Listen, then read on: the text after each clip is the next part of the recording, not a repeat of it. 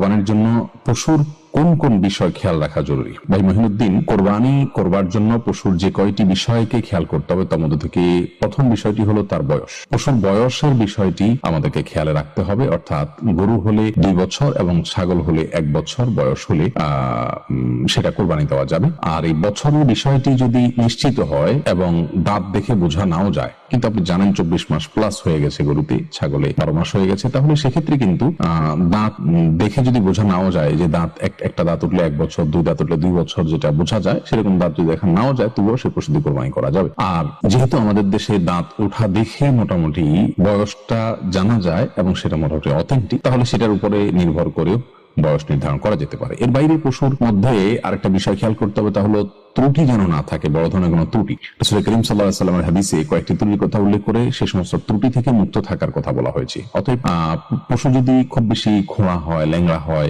এবং দাঁড়াতে পারে না, চলতে পারে না, তাহলে সেটি কোরবানি করা যথেষ্ট হবে না। যদি চোখে না দেখে তাহলে সেক্ষেত্রে তার সেটা দিয়ে কোরবানি করা যাবে না। যদি তার শিং একদম উফড়ে যায়, সেটা দিয়ে কোরবানি করা যাবে না। খুব বেশি দুর্বল যদি হয়, সেটা দিয়ে কোরবানি করা যাবে না।